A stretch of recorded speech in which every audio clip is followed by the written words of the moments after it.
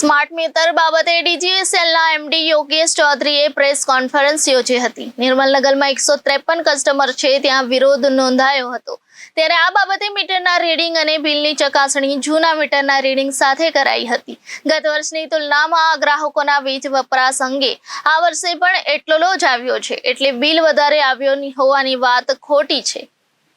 Smart meter બાબતે ડીજીવીસીએલના MD Yogesh ચૌધરીએ press conference યોજી હતી। તેઓએ પ્રેસ કોન્ફરન્સમાં જણાવ્યું હતું કે આ સ્માર્ટ મીટર રિપ્લેસમેન્ટનું કામ એપ્રિલથી શરૂ થયું હતું અને લોકોને ખબર પણ હતી કે સ્માર્ટ મીટર આવવાના છે। એક મહિનામાં 10,000 મીટર અમે ચેન્જ કર્યા છે। છેલ્લા 3-4 દિવસથી સોશિયલ મીડિયામાં સ્માર્ટ મીટર બાબતે કેટલીક ભ્રામક વાતો થઈ રહી છે। તેને લઈને લોકોને થઈ રહ્યું છે કે સ્માર્ટ મીટરમાં રિચાર્જ ઝડપથી પૂરું થઈ જાય છે। સ્માર્ટ મીટર પણ જૂના મીટર જેવું જ છે, પણ સ્માર્ટ મીટરમાં એક ઓપ્શન છે કે જેમાં કેટલો વીજ વપરાશ થાય છે તેની માહિતી મળી શકે છે। 1.10 કરોડ સ્માર્ટ મીટર બિહાર, હરિયાણા, મધ્યપ્રદેશ અને ઝારખંડમાં લગાવાયા છે। સૌપ્રથમ ડીજીવીસીએલ કોલોનીમાં મીટર લગાડવામાં આવ્યા હતા। ત્યારબાદ રિચાર્જ, વીજ વપરાશ આ તમામ બાબતોનું ટેસ્ટિંગ થયું અને ટેસ્ટિંગ સફળ થયા બાદ એપ્રિલથી અમે મીટર લગાવવાનું શરૂ કર્યું હતું। સ્માર્ટ મીટર લગાવવાનું મુખ્ય કારણ એ છે કે મીટર રીડર મેન્યુઅલ રીતે કામ કરે તો કેટલીક વાર લોકોને 5 લાખ કે 9 લાખનું બિલ આવ્યું હોવાનું સામે આવ્યું છે। સ્માર્ટ મીટરથી આ હ્યુમન એરર નીકળી જાય છે। ઘણીવાર મીટર રીડરની સાંઠગાંઠ સખીને યુનિટ ઓછા દર્શાવો તો નુકસાન થાય, એટલે સ્માર્ટ મીટર તેનો ઉપાય છે। વીજ ચોરી અટકાવવા માટે પણ સ્માર્ટ મીટર ઉપયોગી છે। કયા ફીડરમાંથી વીજ ચોરી થાય છે તે બાબતે પણ માહિતી મળ્યા બાદ અમે ટીમ મોકલીને તપાસ કરાવી શકીએ છીએ। સ્માર્ટ મીટરથી રોજનું રોજ વીજળી ઉપયોગ જોઈ શકાય છે, જેથી વીજળી બચાવી પણ શકાય છે। સ્માર્ટ મીટરમાં એડવાન્સ પ્રીપેડ અમારે 2% રિબેટ આપવાનો પ્લાનિંગ છે। આ ભવિષ્યમાં થશે। આ ઉપરાંત સ્માર્ટ મીટર લાગ્યા બાદ અગાઉના બિલ લોકોએ ભરેલી ડિપોઝિટમાંથી માઇનસ કરવામાં આવે છે। જો ડિપોઝિટ કરતાં વધુ બિલ હોય તો 180 દિવસમાં હપ્તે પ્રતિદિન તે રકમ વસૂલવામાં આવે છે।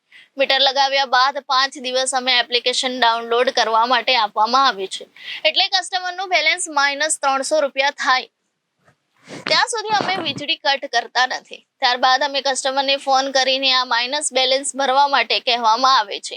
નિર્મલનગરમાં 153 કસ્ટમર છે ત્યાં વિરોધ સામે આવ્યો છે। ત્યારે આ બાબતે અમે મીટરના રીડિંગ અને બિલની ચકાસણી જૂના મીટરના રીડિંગ સાથે કરાઈ છે।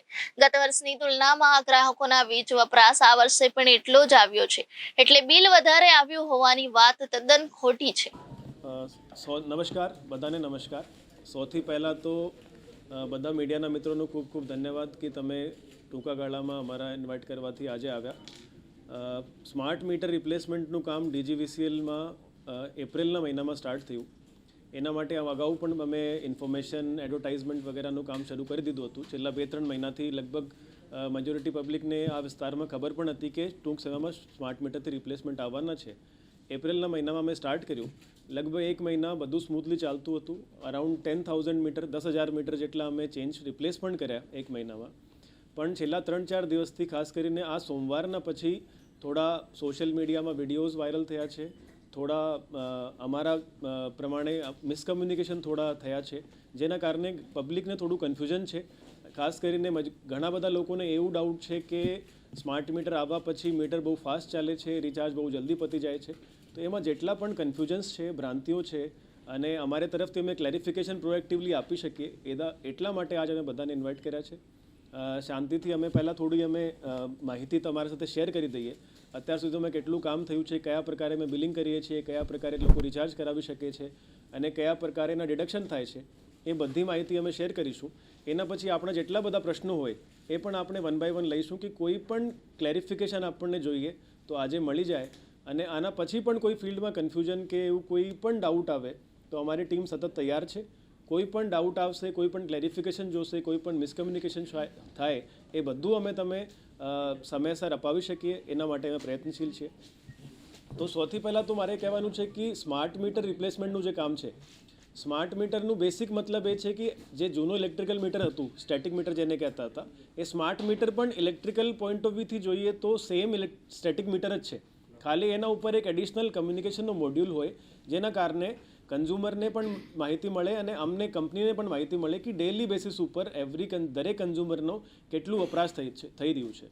તો એથી અમે જેટલી પણ સિસ્ટમમાં યુનિટ એન્ટર થઈ છે અને જેટલી દરેક મીટરમાં યુઝ થઈ છે એ બધી એન્ડ ટુ એન્ડ અમે વેરીફાઈ કરી શકીએ અને ક્યાં લીકેજીસ થયા છે, ક્યાં કેટલું કન્ઝમ્પશન થયું છે એના આધારે બિલ પણ બનાવી શકીએ.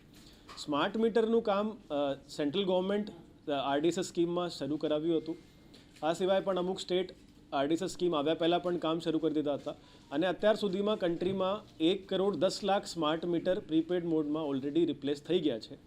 આમાં ખાસ કરીને સ્ટેટ્સ લાઇક ઉત્તર પ્રદેશ, બિહાર, હરિયાણા, આસામ, મધ્યપ્રદેશ, ઝારખંડ આમાં ઘણા બધા સ્માર્ટ મીટર રિપ્લેસ થયા છે.